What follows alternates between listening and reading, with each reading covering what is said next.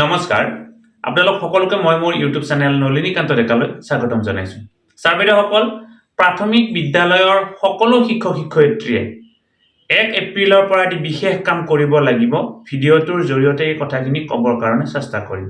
প্ৰাথমিক বিদ্যালয়ৰ উপৰিও যিবিলাক কম্পোজিট স্কুল আছে, সেই কম্পোজিট স্কুলৰ প্ৰাথমিক খণ্ডৰ ছাৰ বাইদেউসকলেও এই কামখিনি কৰিব লাগিব। কম্পোজিট স্কুল বুলি কোৱাৰ লগে লগে য'ত 1 to 10 আছে, য'ত 1 to 12 আছে, য'ত 1 to 8 আছে, সেই বিদ্যালয়বিলাকতো 1 এপ্ৰিলৰ তাৰিখৰ পৰা এই কামটো কৰিব লাগিব।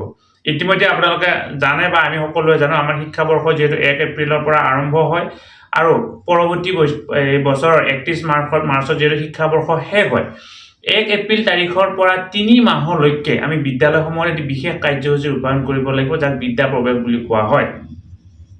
আমাৰ বিদ্যালয়ত যিসকল ছাত্ৰ ছাত্ৰী প্ৰথম শ্ৰেণীত নতুনকৈ নামভৰ্তি কৰিব, সেই ছাত্ৰ ছাত্ৰীসকলৰ কাৰণে এই বিশেষ খেলভিত্তিক কাৰ্যসূচীটো ৰূপায়ণ কৰা হয়।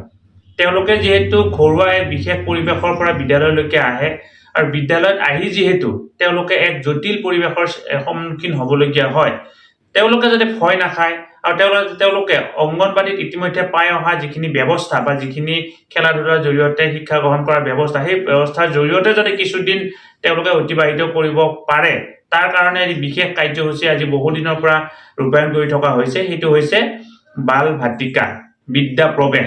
আমাৰ বিদ্যা প্ৰৱেশ মানে হৈছে বিদ্যালয়ত প্ৰৱেশ কৰা ছাত্ৰ ছাত্ৰীসকলৰ কাৰণে বিশেষ কাৰ্যসূচী। ইয়াক লৈ ইতিমধ্যে ডিটেইল গাইডলাইন প্ৰকাশ পাইছে।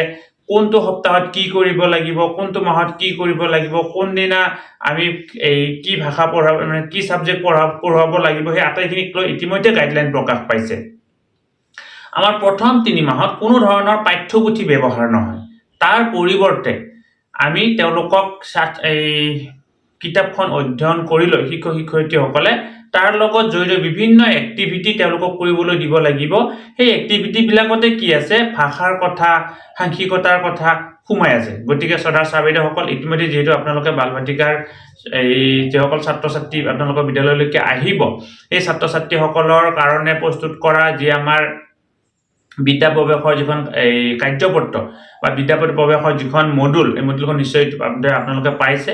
কিবা কাৰণত বিদ্যালয়ত উপলব্ধ নহ'লে আপোনালোকে ৱেবছাইটৰ পৰাও সেইখন ডাউনলোড কৰি ল'ব পাৰিব। ৱেবছাইটত সেইখন উপলব্ধ আছে, SCERT ৱেবছাইট হয় তাতে। গতিকে আপোনালোকে সেই কামখিনি কৰিব আৰু 3 মাহলৈকে তেওঁলোকৰ প্ৰথম 3 মাহত কোনো ধৰণৰ পৰীক্ষা অনুষ্ঠিত নহয়।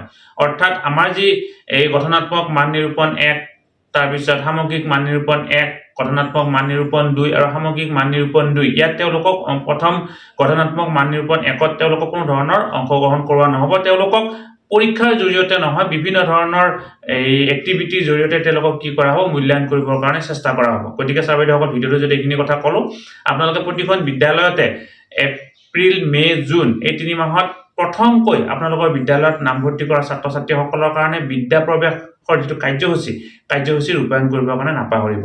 ধন্যবাদ।